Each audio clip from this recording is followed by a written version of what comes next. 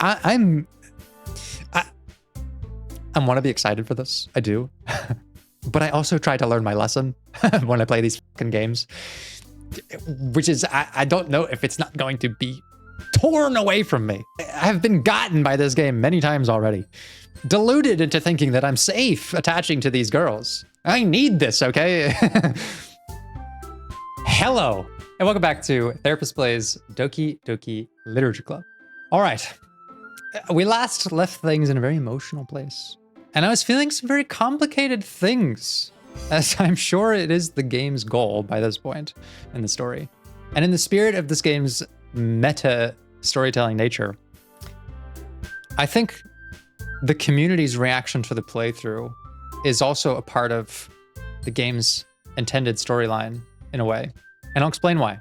I think that this is the true masterstroke of the game's storytelling and its way of blending choice and the absence of choice into that storytelling. Which is that Monika justified deleting the other characters because she learned that they were not real, or at least not aware of the reality that they were in like she was. And as a player who got very attached to those characters, I have a hard time justifying that in my head why it makes sense to get rid of them by way of elevating their very sensitive and vulnerable moments to the point of crisis and then ending themselves. Like, regardless of whether they are real or aware of their circumstances, there is an inherent cruelty to tapping into people's like darkest parts of themselves and manipulating them for your own goals. I don't think that Monika would do that to people if she didn't think that there would be any real human cost, human consequence. It's not in her value system, we could say. But here's what's brilliant about that. There are many people who watched the series and said, but Monika is justified.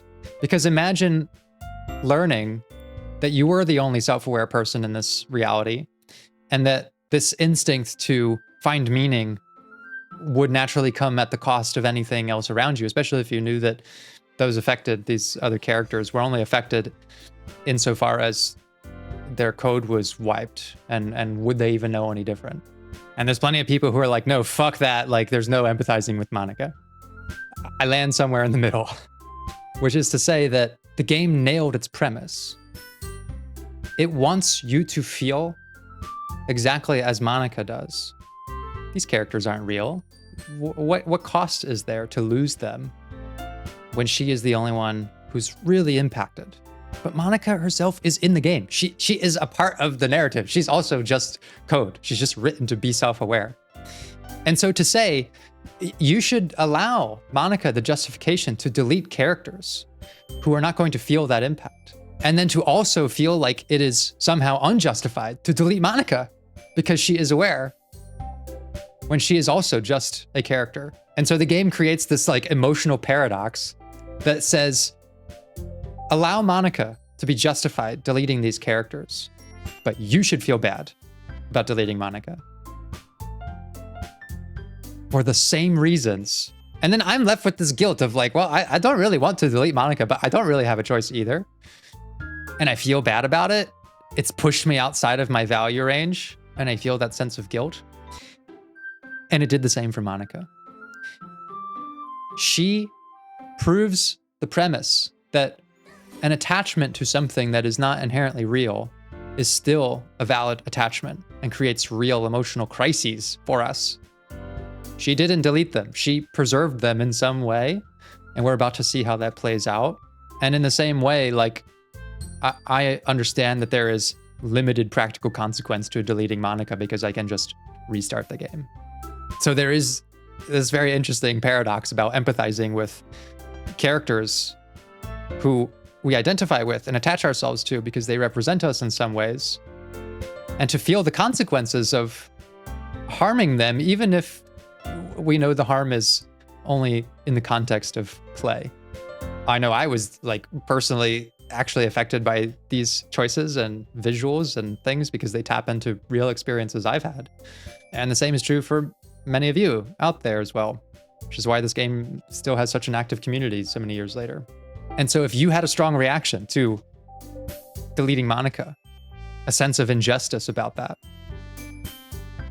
then the game has put you in the same headspace as her and taught you something very real about the lengths we will go to justify our decisions and to feel at peace with them at the expense of our own well-being and the well-being of others.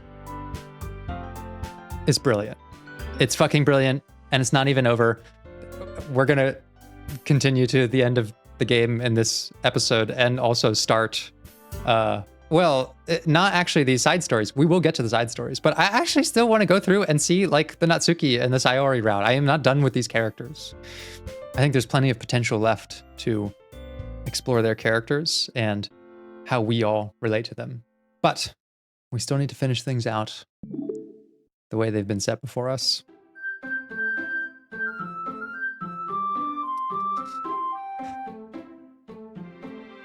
Which it seems that Monika has put everything back together, but without herself. And the only option we have is to start a new game. So let's see where this takes us. It's an ordinary school day, like any other. As usual, I'm surrounded by couples and friend groups walking to school together. I always tell myself it's about time I meet some girls, or something like that. You know what? I have to say, it's great to be back with Anime Brady. I actually missed him in the closing chapter with Monika. I feel like the narrative is that he was so stunned by Monika actually being into him that it just vaporized him, even though she was technically into us. Oh my god, a Sayori jump scare. I have literally never been happier. Hey, Brady.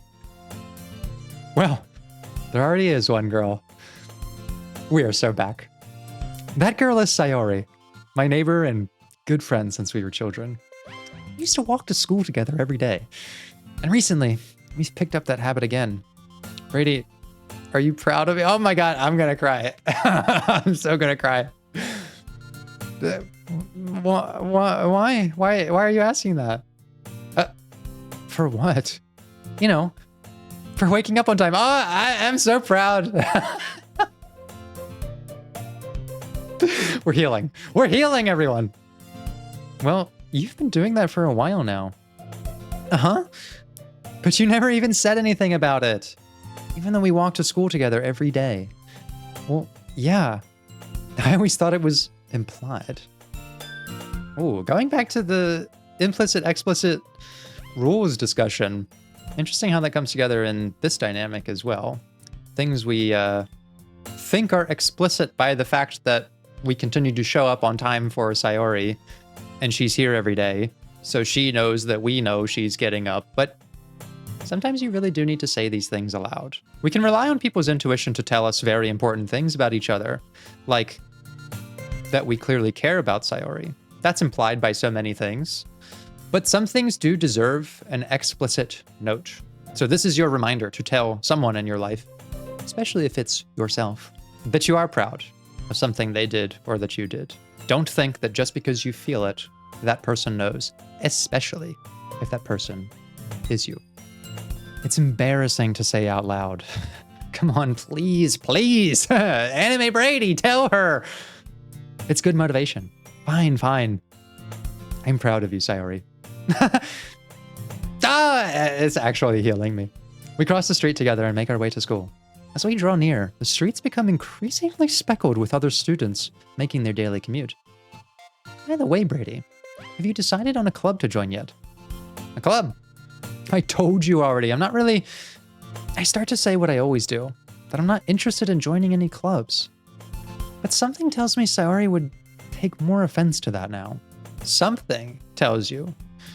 That's your intuition, Brady. It's very good to listen to. In fact, I actually think that cultivating a good intuition for yourself and your relationships is one of the most essential things you can do for good esteem and clarity of your own values. Because at the end of the day, like remembering all of your values and how they tell you to act is like quite complicated and it can be hard to keep top of mind at all times.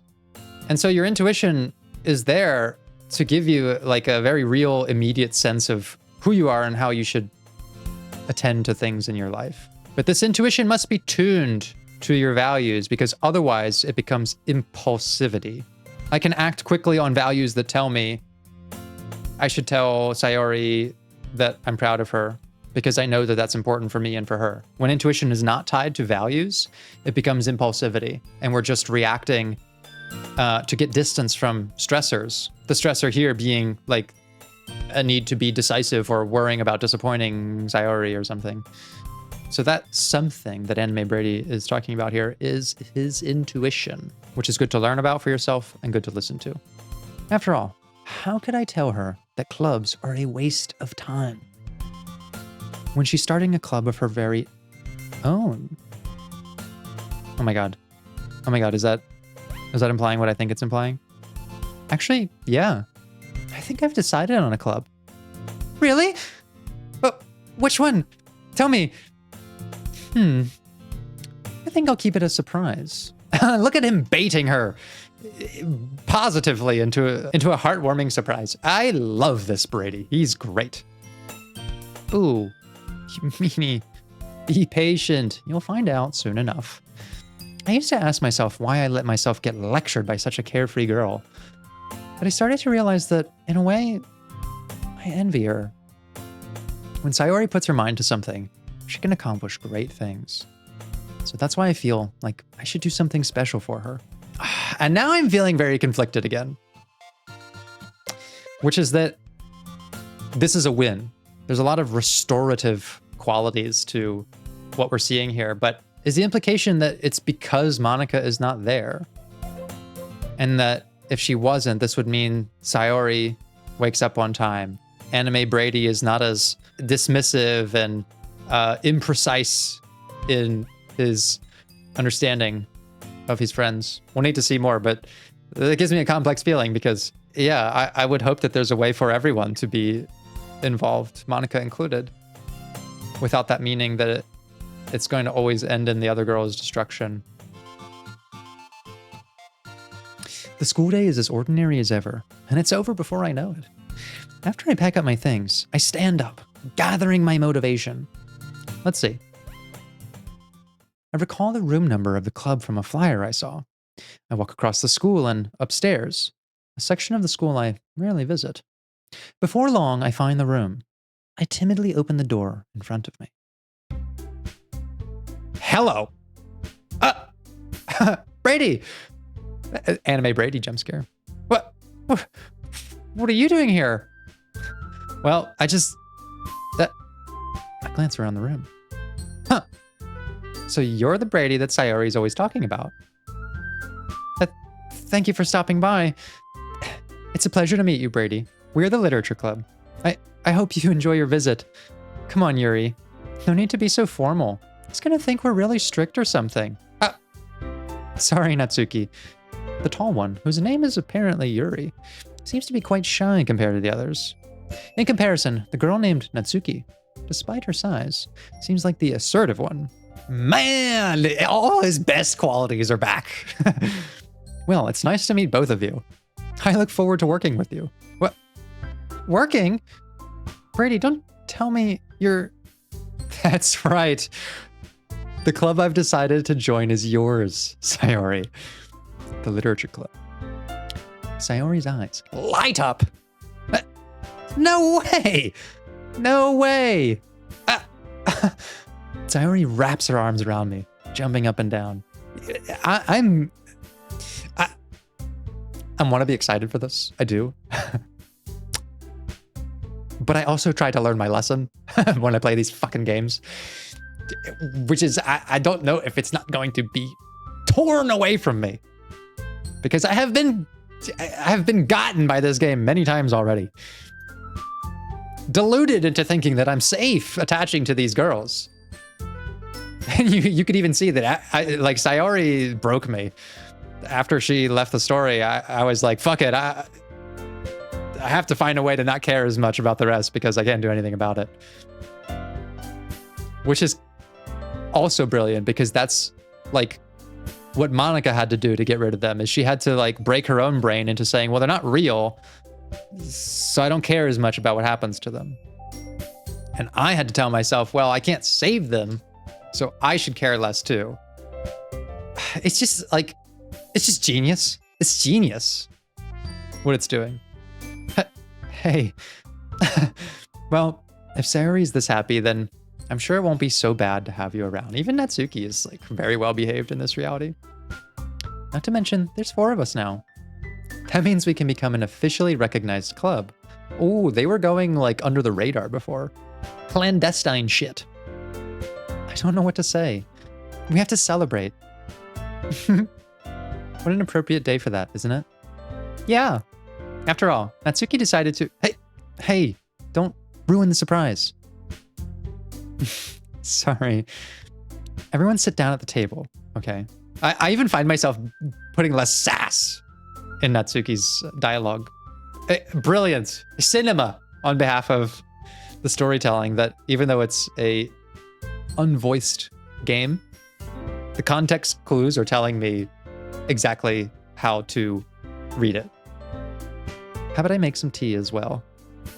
Oh my god, I'm so happy. I'm bubbling with happiness. The girls have a few desks arranged to form a table. Natsuki and Yuri walk over to the corner of the room, where Natsuki grabs a wrapped tray and Yuri opens the closet. Still feeling awkward, I take a seat next to Sayori. Natsuki proudly marches back to the table, tray in hand. Okay, are you ready? Ta-da! Oh! Natsuki lifts the foil off the tray to reveal a dozen white, fluffy cupcakes, decorated to look like little cats. The whiskers are drawn with icing, and little pieces of chocolate were used to make ears. So cute! Wow, those look amazing. Well, you know, just hurry and take one. The humble Natsuki.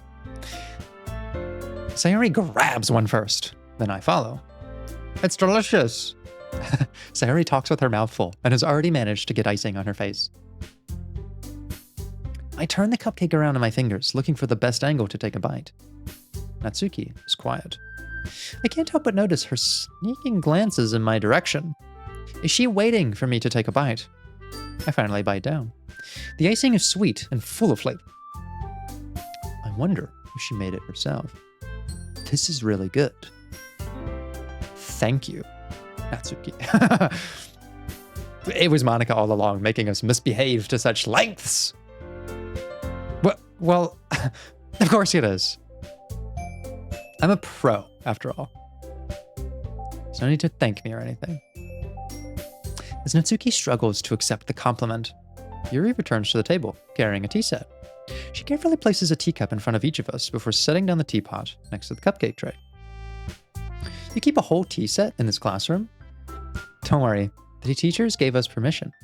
After all, doesn't a hot cup of tea help you enjoy a good book? I guess. Already trying to impress our new member, Yuri? That's not... Insulted. Yuri looks away. I meant that, you know. I believe you. Well, tea and reading might not be a pastime for me, but I at least enjoy tea. I'm glad. Yuri faintly smiles to herself in relief. So, Brady, what kinds of things do you like to read? Well, considering how little I've read these past few years, I don't really have a good way of answering that. Manga? I mutter quietly to myself, half joking. Natsuki's head suddenly perks up.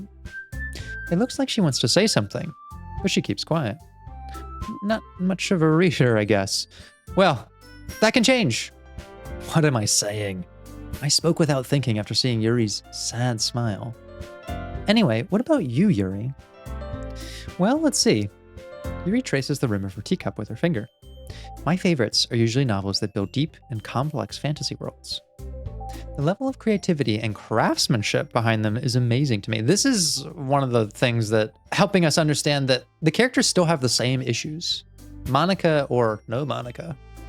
Sayori still struggled to get up and make it to school. She still has a hyperfixation on pleasing other people and making sure that everyone around her is happy.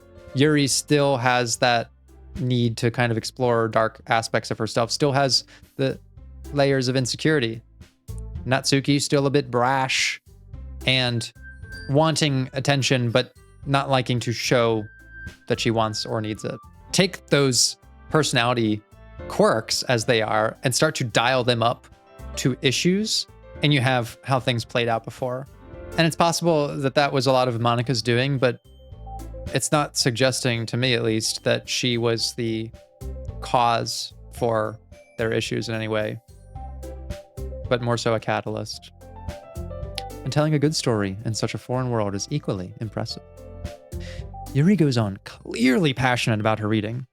She seemed so reserved and timid since the moment I walked in, but it's obvious by the way her eyes light up that she finds her comfort in the world of books, not people. But you know, I like a lot of things. Don't feel intimidated if you don't read much, okay? I'm certain we can find something that we have in common. Hey, Yuri. Well, about, you know, the first thing he said. Manga? That's right. Natsuki tends to read manga in the club room. Don't just say it! For some reason, Natsuki seems embarrassed about it. Besides, manga is literature too, you know? So, if Brady wants to read some of my manga, then don't try to stop him or anything. Natsuki, I wouldn't do such a thing. I love to see them get along. However, it can also be nice for us to diversify ourselves a little. He can take this opportunity to try something new as well. Wouldn't you agree, Brady? Maybe.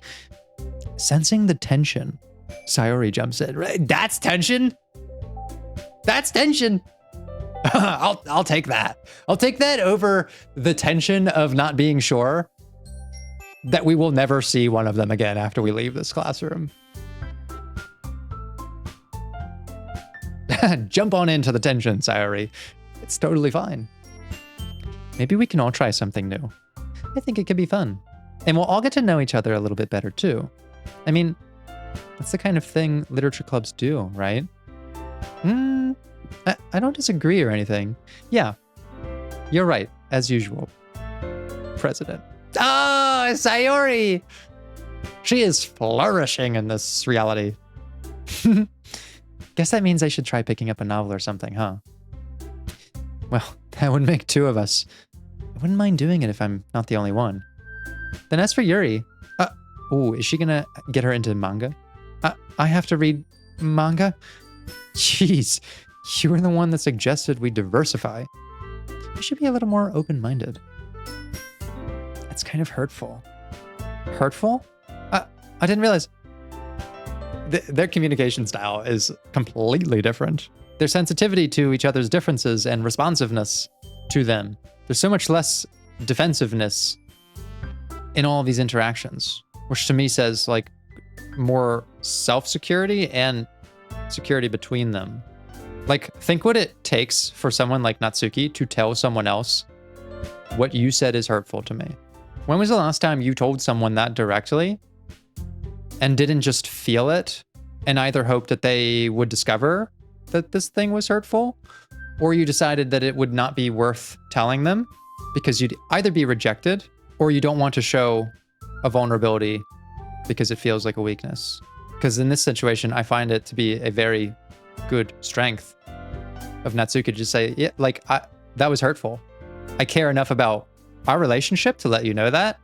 I respect you enough to understand that your words actually matter to me, like, because you're a friend of mine. They matter to me, and that was a hurtful thing.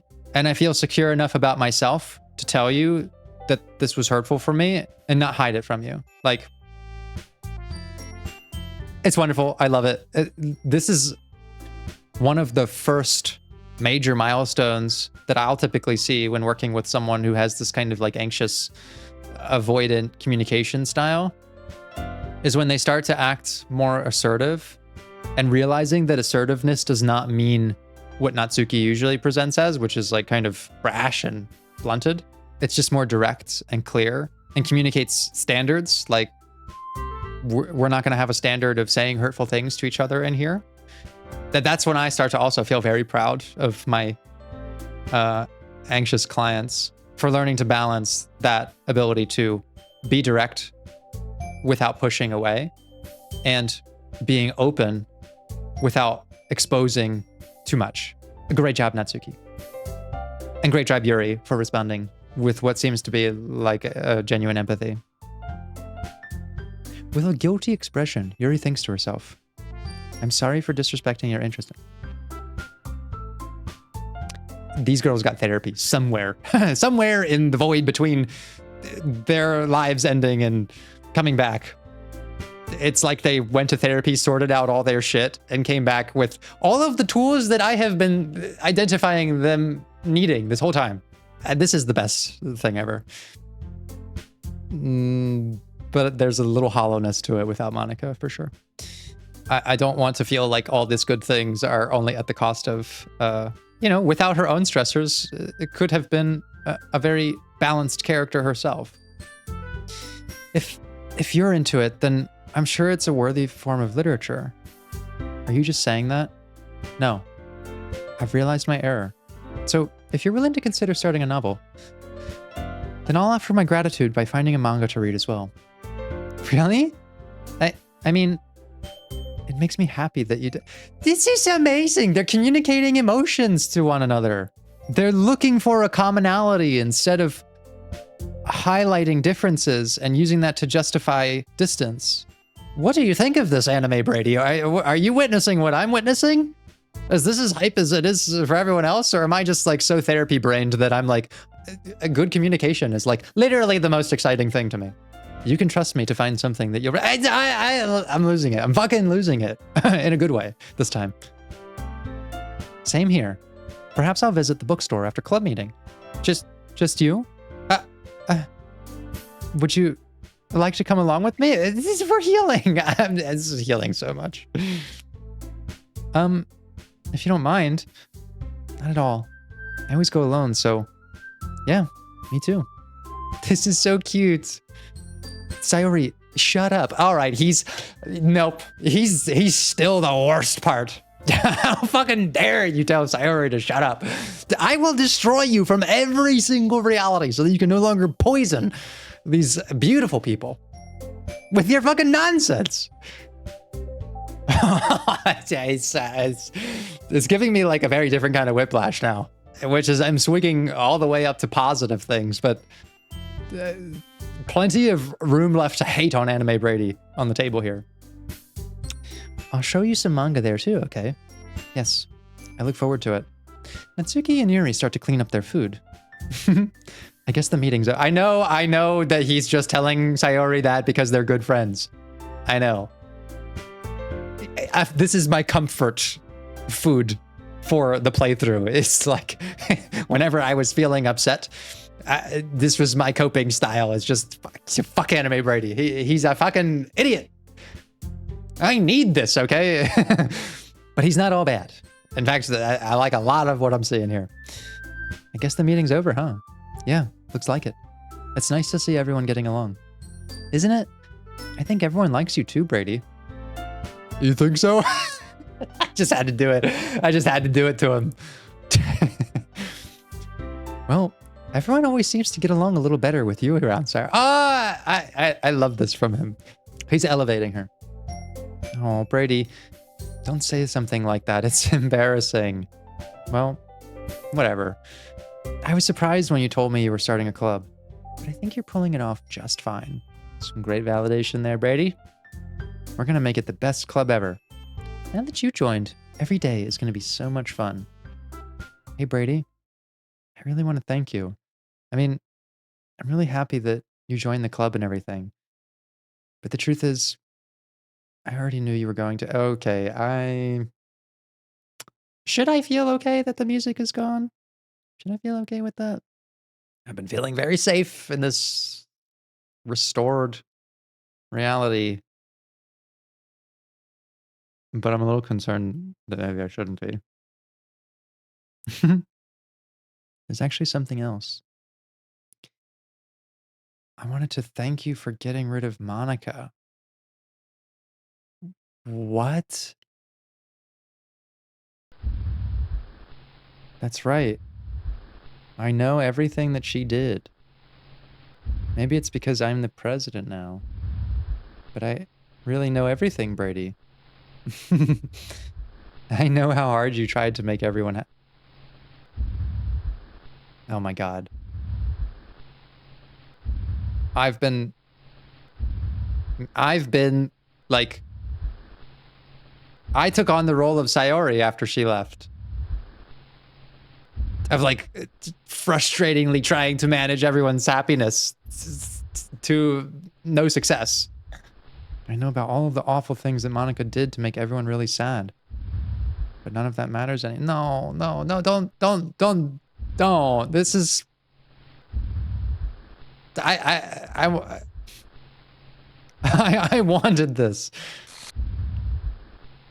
But not like this. It's just us now. And you made me the happiest. No, Sayori. Not like this, though. I can't wait to spend every day like this with you. Forever and ever. But... no.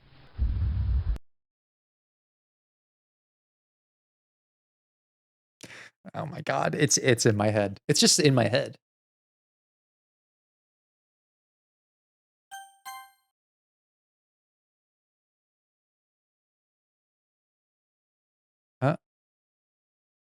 What's happening?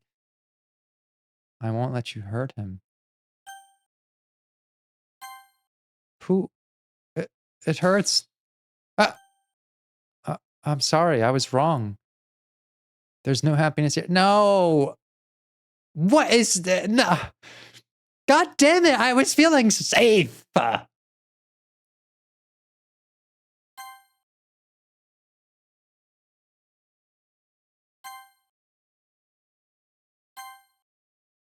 Goodbye, Literature Club.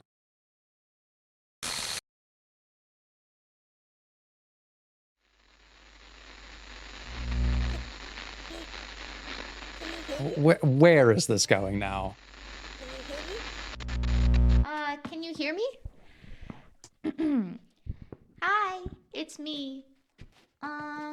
So you know how I've been like practicing piano and stuff, and not really any good at it yet, like at all. But I wrote you a song, and I was kind of hoping that I could show it to you, because I worked really, really hard on it. So yeah.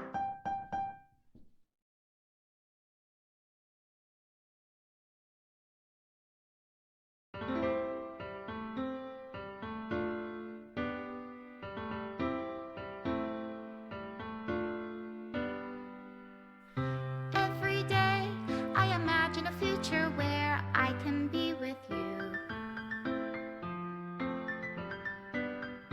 In my hand is a pen that will write a poem of me and you. The ink flows down into a dark puddle. Just move your hand right the way into his heart. But in this world of infinite choices, what will it take just to find that special day? What will it take just to find that special day?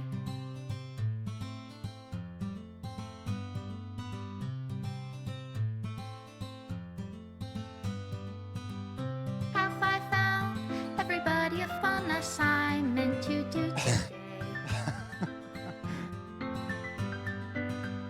When you're here, everything that we do is fun for them anyway.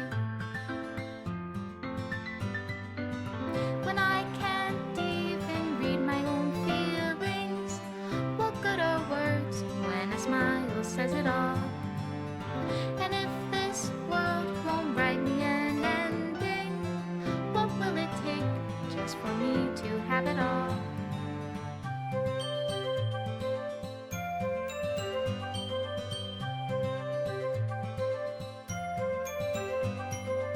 Oh my god, that scene is just sending me right back. Nothing of value lost there. What? Does my pen only write bitter words for those? These must be the other character scenes. So, Is it love if I take your would this be different if we had like collected all of them? like gone through and then saved and The ink flows down into gone back. a dark puddle. How can I write love into reality if I can't hear the sound of your heartbeat? What do you call love in your reality? And in your reality, if I don't know how to love you, I'll leave you be.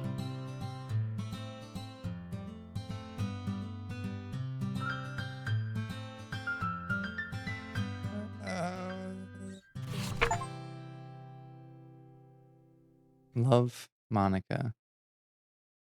This is my final goodbye to the literature club. I finally understand. The literature club is truly a place where no happiness can be found.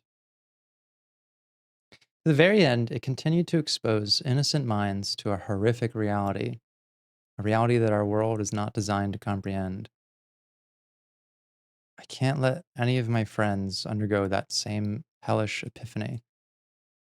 For the time it lasted, I want to thank you for making all of my dreams come true, for being a friend to all of the members, and most of all, thank you for being a part of my literature club. With everlasting love, Monika. I'm not sure how to feel because of this. To me, it's clear that she found that same sense of empathy that I always looked for, which is, yeah, we know that they're not real or not aware of their circumstances, but the value in treating them like they're real is in respecting the very real people who feel seen by them. There's thousands of Sayoris out there, thousands of Yuris, Natsukis, Monikas, and even anime Bradys. And the impact that media like this has on people is so diverse and something that people tend to cherish deeply. Of the many, many responses I got from this series, they often came away with different conclusions. I empathized with Monika. I didn't empathize with Monika. She's justified. She's not. Anime Brady is an actual idiot caveman. No, he's, just a stupid kid. Like, there has been such a range of perspectives and interpretations, and I've so enjoyed hearing them because I don't find any of them less valid than the others. Because ultimately, your experience of something changes how you feel about it. That's phenomenology. And I think one of the most powerful forces for changing experience is to feel seen, represented, or connected with by a story. Whether that story is about real people or not. In some ways, I think it hardly matters. It clearly changed Monika's mind at the end that her experience of these people were as friends, not as lines of code. And when she treated them like they were just code, she lost parts of herself as well. This decision to like essentially delete the rest of the game is half a selfish one, which is to not continue living in her own nightmare, and half a selfless one, which is that she desired greatly to find some meaning, even if she was trapped in this reality. But at the end, not at the cost of her friends suffering more. Fiction is not reality, but your feelings can come from both. And what you do with them does change how you experience reality.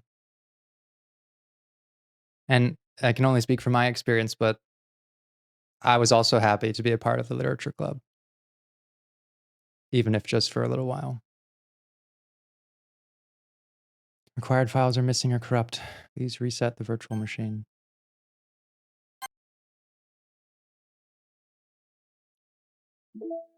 Okay.